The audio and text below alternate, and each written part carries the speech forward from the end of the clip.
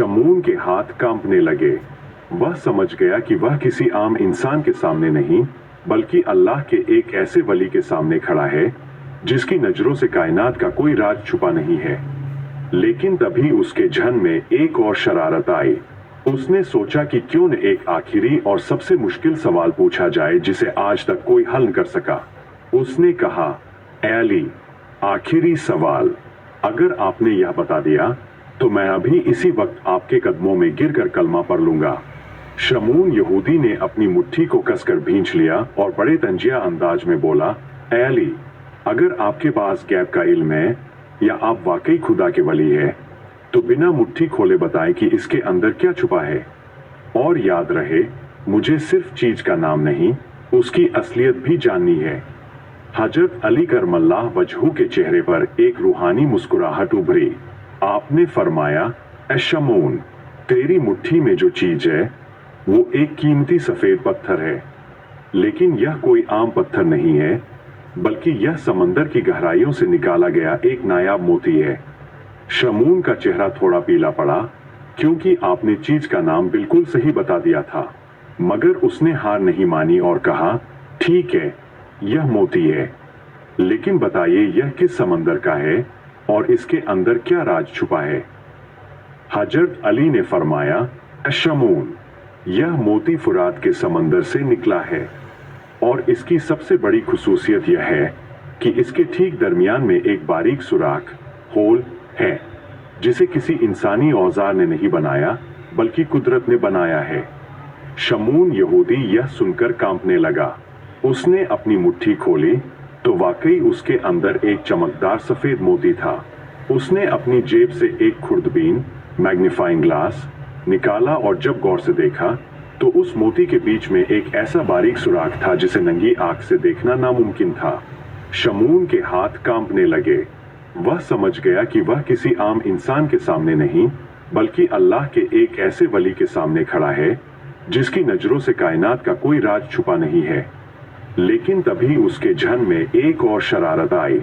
उसने सोचा कि क्यों न एक आखिरी और सबसे मुश्किल सवाल पूछा जाए जिसे आज तक कोई हल न कर सका। उसने कहा, "ऐ अली, आखिरी सवाल, अगर आपने यह बता दिया तो मैं अभी इसी वक्त आपके कदमों में गिरकर कलमा पढ़ लूंगा।" शमून यहूदी की हार साफ नजर आ रही थी, मगर उसका तकब्बुर उसे आखिरी बार आजमाने पर मजबूर कर रहा था।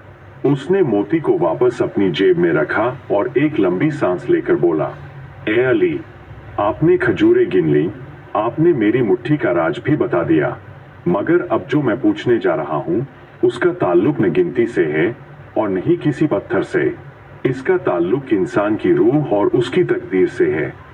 शमून ने महफिल में चारों तरफ देखा और फिर हजरत अली की तरफ मुड़कर पूछा, "बताइए, वो क्या चीज है जिसे अल्लाह ने पैदा तो किया है लेकिन अल्लाह को उसकी जरूरत नहीं? वो क्या चीज है जिसे अल्लाह देखता तो है लेकिन अल्लाह के पास वो चीज है नहीं? और वो क्या चीज है जो अल्लाह को मालूम तो है मगर अल्लाह के पास उसके जैसा कोई और नहीं?" यह सवाल सुनते ही दरबार में मौजूद लोग सन्नाटे में आ गए। यह सवाल देखने में बहुत पेचीदा और ईमान की बुनियादों को हिला देने वाला लग रहा था।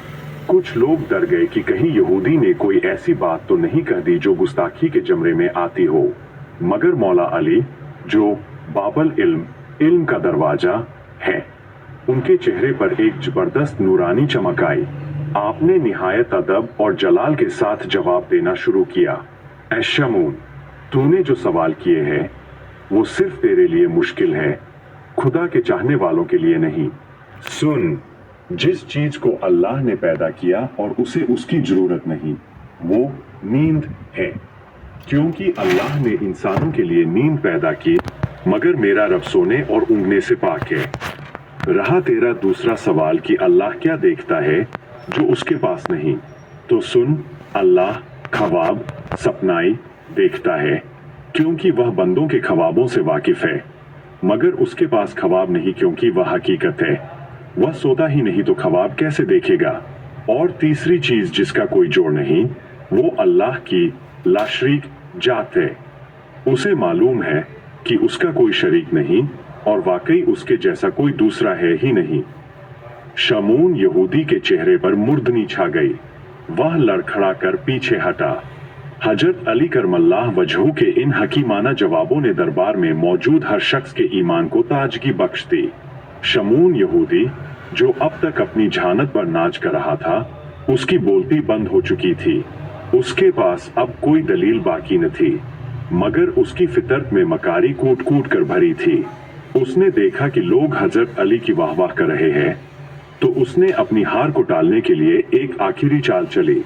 वह जोर से हंसा और बोला, ए अली, ये तो महज लफ्जों का खेल था।